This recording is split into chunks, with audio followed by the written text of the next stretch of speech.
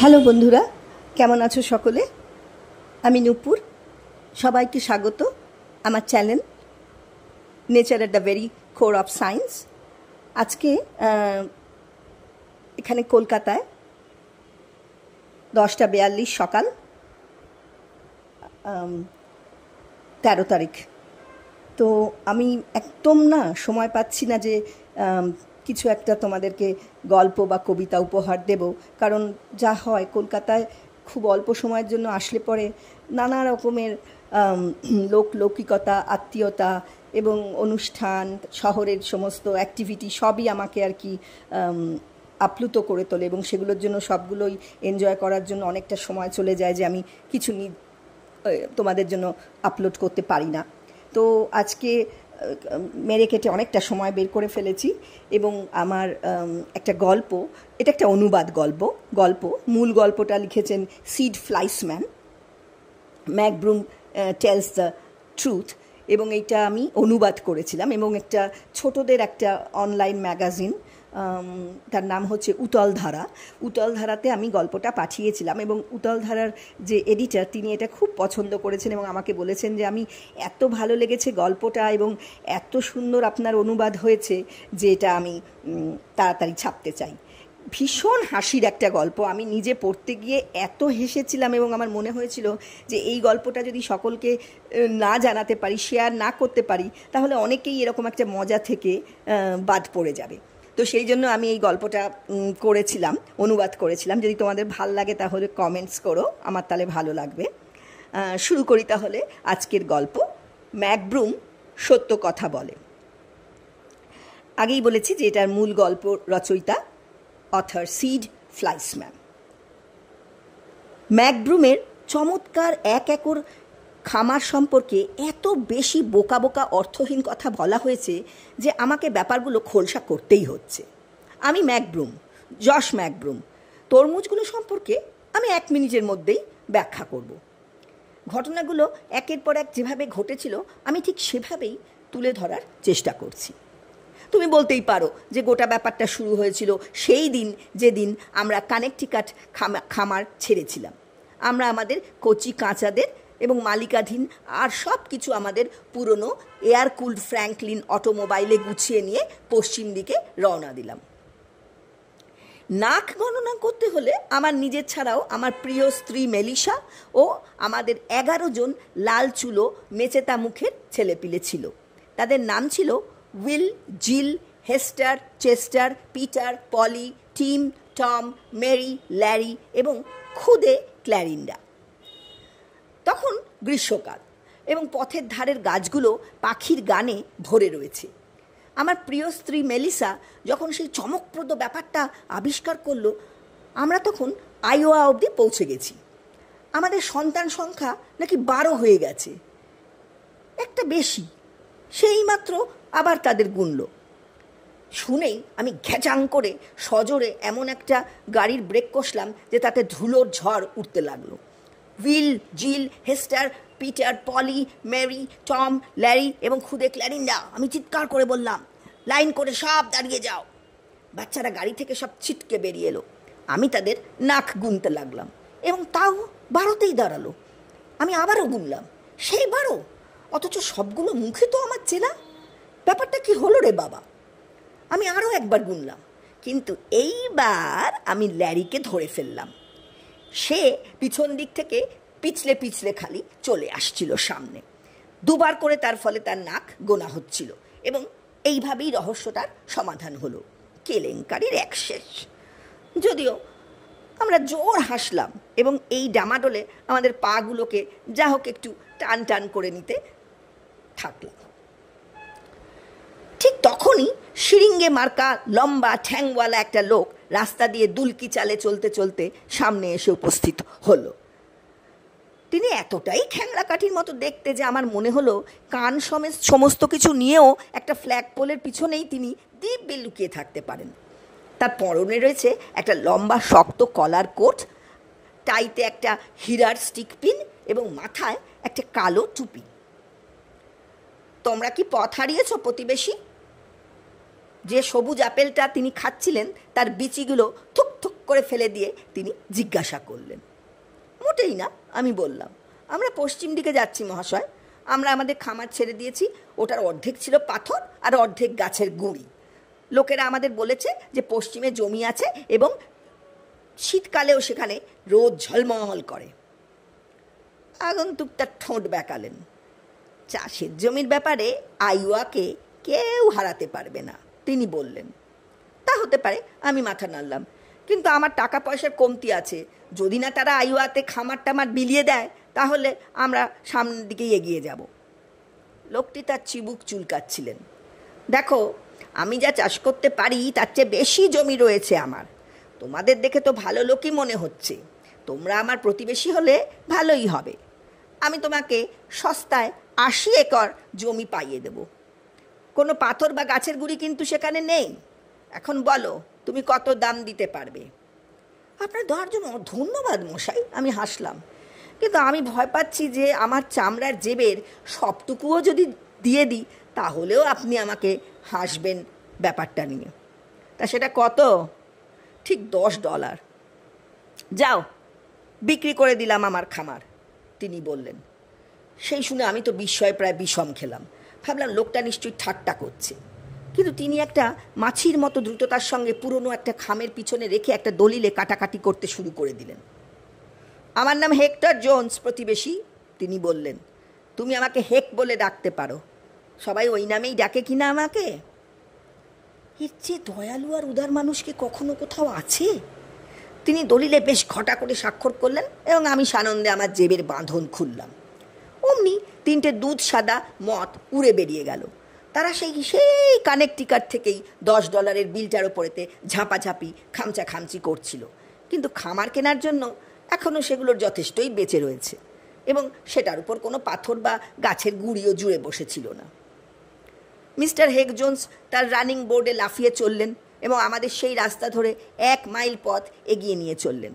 আমার বাচ্চারা সারা পথ তাকে মজা দেবার চেষ্টা করছিল। উইল তার কান ঝাঁকাচ্ছিল, জিল তার চোখ টারা করছিল, আর চেস্টার খরগোশের মতো নাক কুচকাচ্ছিল। কিন্তু আমার মনে হলো মিস্টার জোন্স বাচ্চাদের সঙ্গে তেমন মিশ খান না। এরপর হেস্টার পাখির মতো তার হাত নাড়তে লাগলো। পিটার তার সামনের দাঁতগুলো দিয়ে শীষ বাজালো, সেগুলো অবশ্য ওখানে ছিলই না, এবং টম গাড়ির পিছনে মাথার ওপর দাঁড়িয়ে থাকার চেষ্টা করলো। মিস্টার হেক তাদের সবাইকেই উপেক্ষা করলেন। অবশেষে তিনি তার লম্বা হাত তুলে ইশারা করলেন। ওই যে তোমার সম্পত্তি, প্রতিবেশী, তিনি বললেন।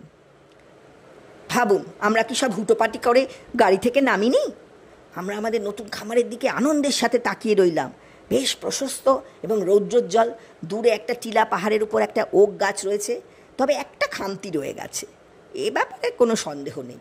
রাস্তার পাশে 1 একর জুড়ে বিস্তৃত এক জলাভূমি। সেই জলাভূমির মতো পুকুরে মনে হচ্ছে যে কেউ হারিয়েই যেতে পারে, কারোর গরুও হারিয়ে যেতে পারে। কিন্তু দর কষাকষি করে আমরা তো এটা পেয়েছি, এতে তো আর কোনো সন্দেহ নেই। কি আর করা যাবে, এটাই নিতে হবে। মামনি, আমি আমার প্রিয় মেলিসাকে বললাম, পাহাড়ের উপর ওই যে চমৎকার পুরনো ওক গাছটা দেখতে পাচ্ছ, ওখানে আমরা আমাদের খামার বাড়িটা তৈরি করব।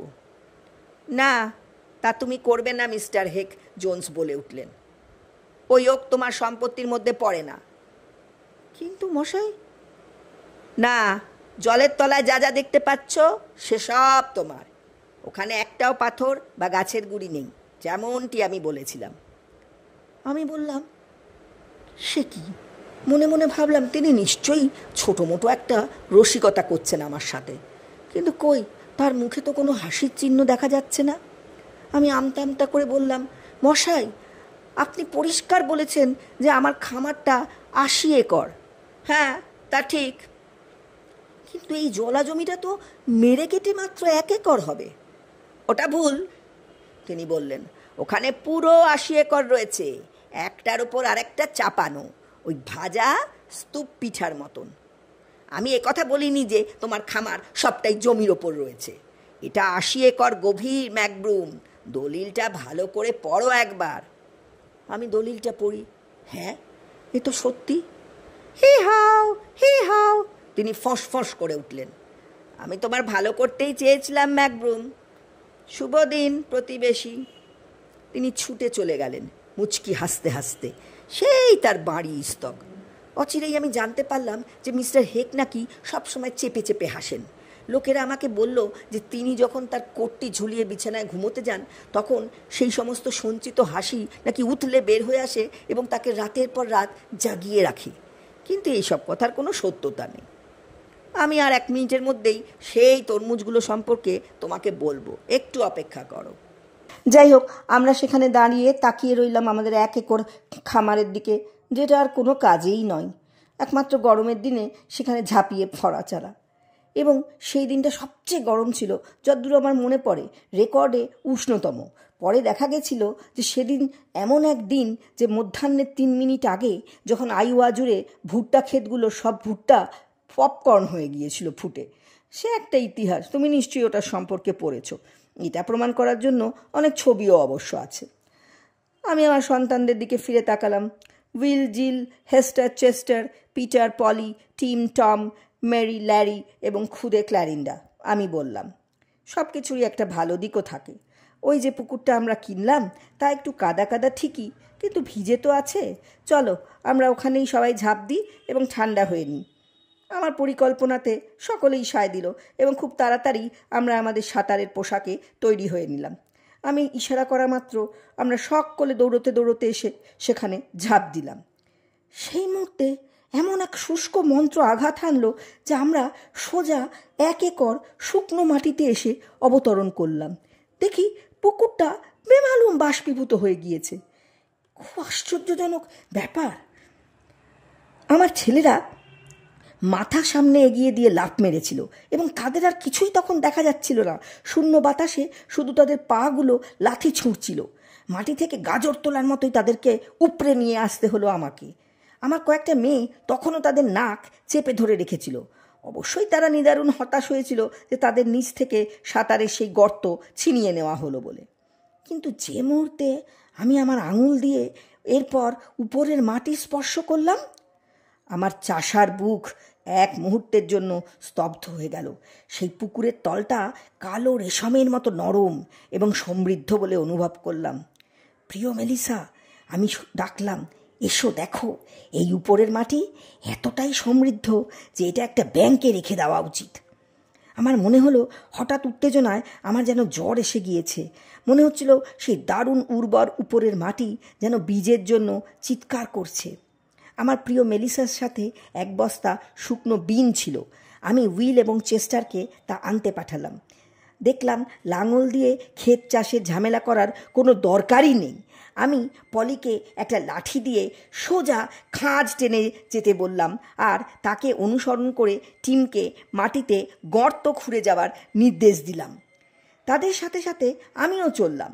আমি প্রতিটা গর্তে একটা করে বিন ফেলতে লাগলাম আর আমার গোড়ালি দিয়ে তা সাঁটিয়ে দিতে থাকলাম। সব বেশ চলছে। আমি বড়জোর কয়েক গজ এগিয়েছি, হঠাৎ সবুজ এবং পাতাওয়ালা কিছু একটা আমার পায়ে জট পাকিয়ে গেল। আমি পিছন ঘুরে তাকালাম, দেখি লকলকিয়ে বেড়ে ওঠা বিনের একটা চারা দ্রুত পিছু পিছু আসছে আর জড়িয়ে ধরে উঠবে বলে একটা খুঁটির জন্য খোঁজাখুঁজি করছে। জয় ভগবান! আমি চিৎকার করে উঠলাম। এই মাটি সত্যিই সমৃদ্ধ। বিনের ডালপালা তখন চারিদিকে ছড়িয়ে পড়ছিল। সেগুলোর আগে আগে থাকার জন্য আমাকে রীতিমতো ছুটতে হচ্ছিল। আমি যতক্ষণে খাঁজের শেষ পর্যন্ত পৌঁছেছি ততক্ষণে প্রথমের ডাঁটাগুলোতে ফুল ফুটে গিয়েছে এবং বিনের শুটিগুলো অবধি তৈরি হয়ে গিয়েছে। তারা তুলে ফেলার জন্য তখন প্রস্তুত। আমাদের উত্তেজনার বহর তুমি কল্পনা করতে পারো।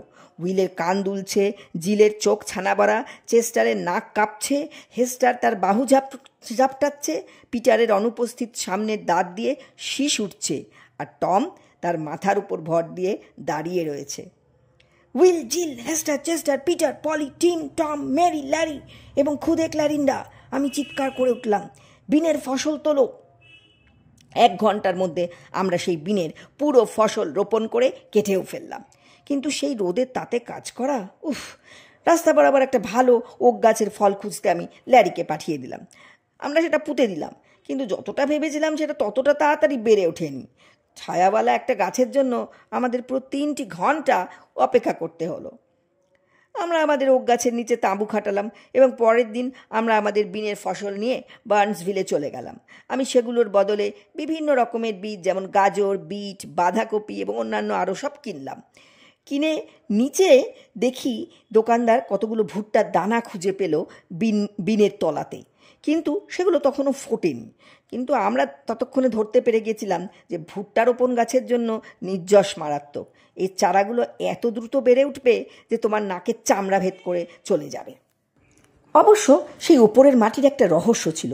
একজন সরকারি লোক হাজির হয়েছিলেন এবং বিষয়টি নিয়ে গবেষণা করেন। তিনি বলেন যে আইওয়ার ওই অংশে একটা সুবিশাল হ্রদ ছিল।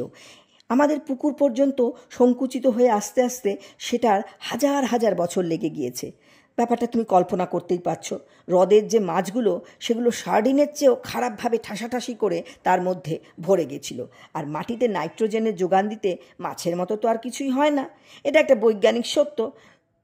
নাইট্রোজেন সব কিছুকে ছাড়িয়ে বেড়ে উঠতে সাহায্য করে। মাঝে মাঝেই আমরা দু একটা মাছের কাঁটাও পেয়ে যেতাম। খুব বেশি দিন গেল না, মিস্টার হেগ জোন্স আমাদের প্রতিবেশী সুলভ দেখা দিতে এলেন। তিনি একটা কাঁচা শালগম খাচ্ছিলেন। আমরা যেভাবে বাঁধাকপি রোপণ করছিলাম এবং ফসল তুলে ফেলছিলাম, কাটছিলাম, তা দেখে তার চোখ মাথা থেকে ছিটকে বেরিয়ে আসার জোগাড়। তিনি প্রায় দৃষ্টিশক্তি হারিয়ে বসেন আর কি। তিনি নিজের মনে কী সব বিড়বিড় করতে করতে চলে গেলেন। আমি আমার স্ত্রীকে বললাম, প্রিয় মেলিসা, ওই লোকটার মাথায় কোনো দুষ্টু বুদ্ধি ঘুরছে। শহরের মানুষজনেরা আমাকে বলেছিল যে মিস্টার হেগ জোন্সের কৃষি জমিটা আইওয়ার মধ্যে সবচেয়ে খারাপ ছিল, কিন্তু তিনি তার মায়া ছাড়তেও পারেননি। টর্নেডো বাতাস তার কর্ষণীয় জমি উড়িয়ে নিয়ে গেছে এবং একদম উপরে রুক্ষ শক্ত মাটি ছেড়ে দিয়ে গেছে। তাকে রীতিমতো গোদা হাতুড়ি এবং গোঁজ দিয়ে ওটা হাল চাষ করতে হয়। একদিন আমরা পাহাড়ের ওপারে প্রচুর গর্জন শুনতে পেলাম। আমার ছেলেরা উপরে উঠে গিয়ে দেখল কি ব্যাপার হচ্ছে। দেখা গেল তিনি ছররা বন্দুক দিয়ে বীজ রোপণ করছেন। এদিকে আমরা আমাদের খামার নিয়ে ব্যস্ত হয়ে পড়লাম। বলতে আপত্তি নেই যে অচিরেই আমরা বেশ বড়সড় একটা লাভের মুখ দেখলাম। কানেকটিকাটে থাকার সময় বছরে একটা ফসল কাটতে পারলে আমরা ভাগ্য সুপ্রসন্ন হয়েছে বলে মনে করতাম। আর এখন আমরা রোপণ করছি আর ফসল কাটছি, দিনে 3-4টে করে।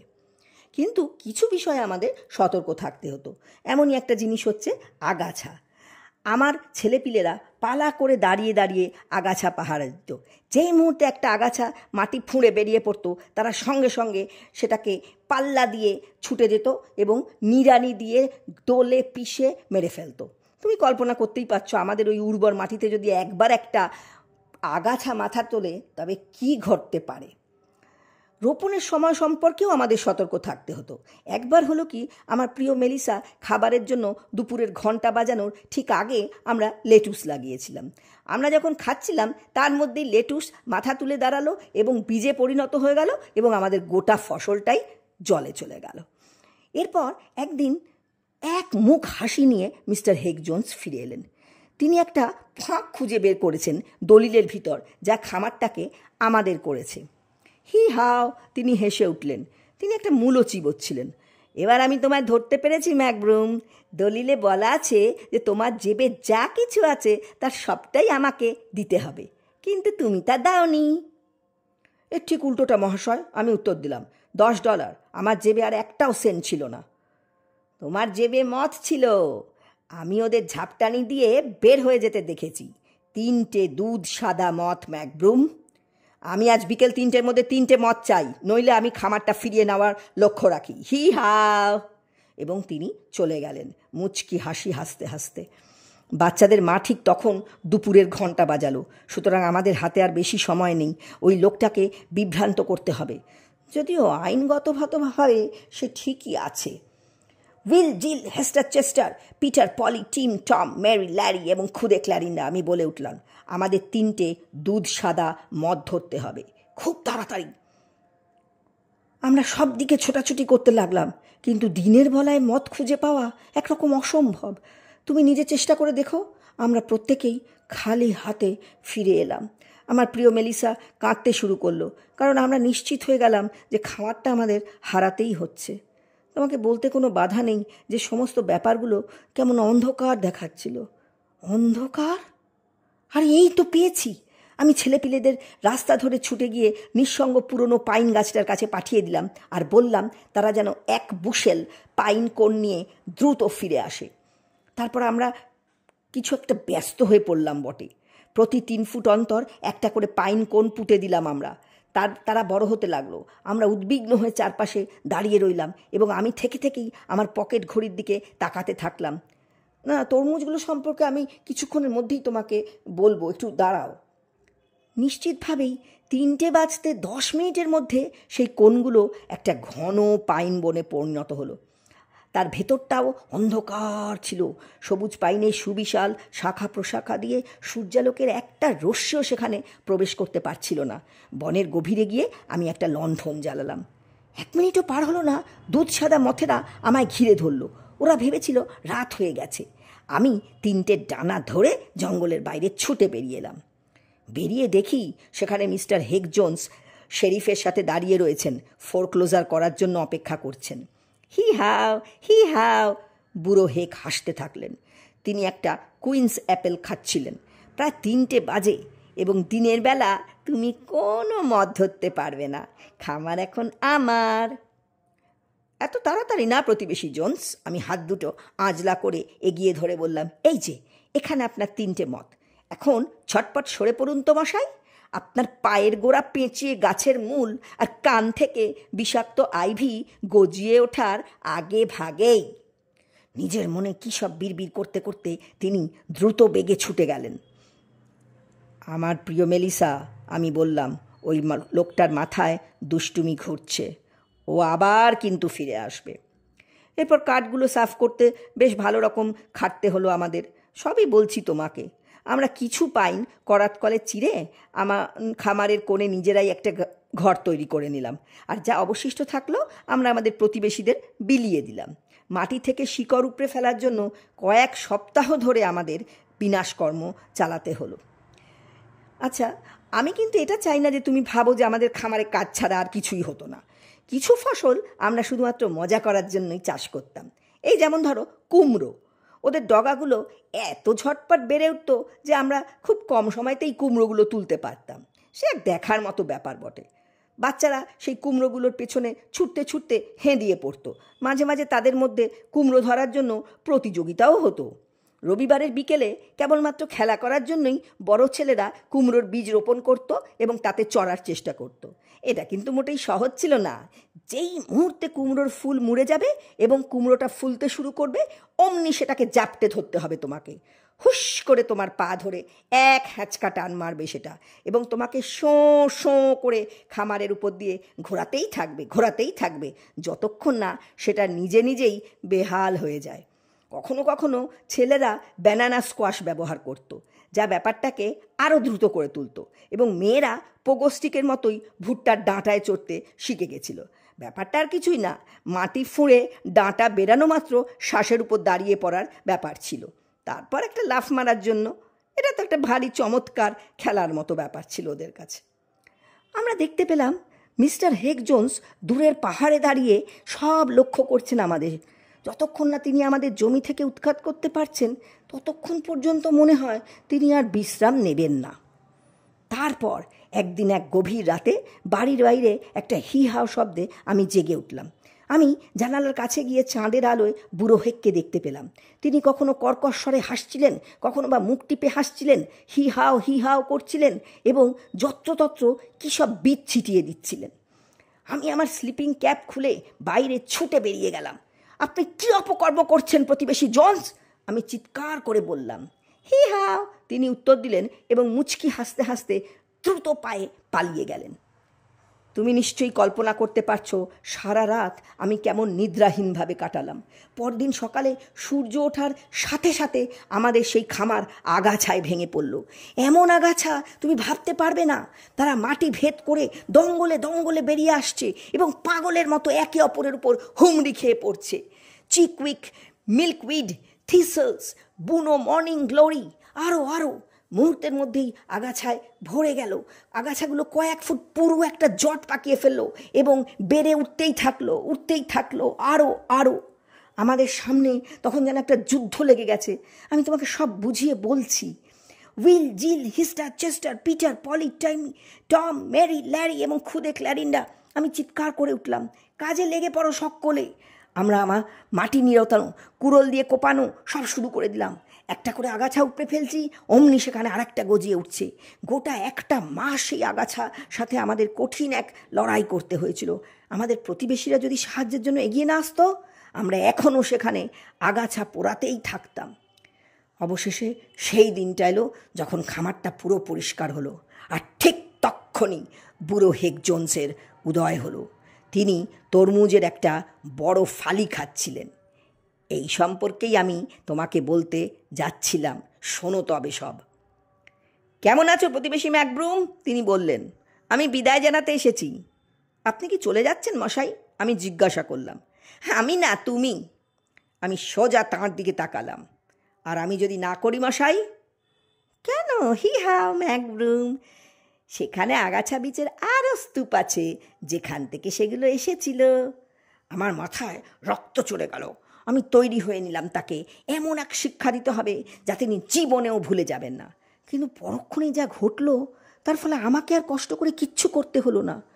আমার ছানাপোনারা ততক্ষণে চারপাশে জড়ো হয়ে গেছে, আর মিস্টার হেগ জোন্স ভুল করে মুখ ভর্তি তরমুজের বীজ থুথু করে ছিটিয়ে দিয়েছিলেন। ব্যাপারটা দ্রুতই ঘটে গেল। তিনি কি করেছেন তা আমি ভালোভাবে বুঝে ওঠার আগেই একটা তরমুজ লতা বুড়ো হেঁকে শিরিঙ্গে পায়ের চারপাশে চাবুকের মতো জড়িয়ে ধরেছে এবং তার পায়ে এক হ্যাঁচকা টান মেরেছে। তিনি খামারের ওপর দিয়ে সাঁই সাঁই করে এলোপাতাড়ি ঘুরতে লাগলেন। তরমুজের বীজ চারধারে উড়ে বেড়াচ্ছিল। শীঘ্রই তিনি ঘূর্ণি খেতে খেতে সবেগে ফিরে আসলেন এবং রবিবার থেকে পড়ে থাকা একটা কুমড়োর অবশিষ্ট অংশের সাথে ধাক্কা খেলেন। কিছুক্ষণের মধ্যেই সমস্ত জায়গা জুড়ে তরমুজ আর কুমড়োর দল লম্ফঝম্প করতে লাগলো এবং সেগুলো প্রচণ্ড ধাক্কা দিয়ে তাকে ধরাশায়ী করতে থাকলো। তার এখানে সেখানে দাগ ধরে যাচ্ছিল, তরমুজগুলো আছড়ে পড়ছিল এবং সজোরে ফেটে যাচ্ছিল। বুড়ো হেক তরমুজের মণ্ড দিয়ে এমনভাবে ঢাকা পড়ে গিয়েছিলেন যে তাকে দেখে মনে হচ্ছিল যেন একটা কেচাপ ভর্তি বোতলের ভিতর থেকে তাকে গুলি করে বের করে দেওয়া হয়েছে। সে এক দেখার মতো বস্তু ছিল বটে। উইল সেখানে দাঁড়িয়ে দাঁড়িয়ে কান নাড়তে লাগলো, জিল তার চোখ ট্যারা করলো, হেক্টর তার চোখ মটকাতে লাগলো, হেস্টার পাখির মতো তার কাঁধ ঝাঁকাতে লাগলো, পিটার সিটি বাজালো তার সামনের দাঁত দিয়ে, যেগুলো এতদিনে বেশ দিব্যি গড়িয়ে উঠেছে ভেতর থেকে। টম তার মাথায় ভর দিয়ে দাঁড়িয়ে গেল, আর ছোট্ট ক্ল্যারিন্ডা প্রথম তার হাঁটি হাঁটি পা করলো। ততক্ষণে তরমুজ ও কুমড়োগুলো নিজেদের মধ্যে খেলাখেলি শুরু করেছে। আমি বুঝতে পারলাম মিস্টার হেগ জোন্স যত তাড়াতাড়ি সম্ভব বাড়িতে ফিরতে চাইছেন। তাই আমি ল্যারিকে একটা বড় ব্যানানা স্কোয়াশের বীজ আনতে বললাম। হি হাও প্রতিবেশী জোন্স, আমি বললাম, এবং তার পায়ের কাছে বীজটা ছুঁড়ে দিলাম। আমি তাকে বিদায় জানানোর সময়টুকুও পেলাম না, তার আগেই ডালপালা তাকে কবজা করে নিয়েছে। দীর্ঘ ব্যানানা স্কোয়াশটা দ্রুত তাকে সোজা বাড়ি অবধি পৌঁছে দিল। উফ, তুমি যদি সেটা দেখার জন্য সেখানে থাকতে পারতে। এইটাই হচ্ছে পুরো বিষয়টার সত্যতা। ম্যাকব্রুমের বিস্ময়কর 1 একর খামার সম্পর্কে যদি অন্য কোনো কিছু তুমি শুনে থাকো, তার কিছুই নয়, একটা আস্ত গাঁজাখুরি।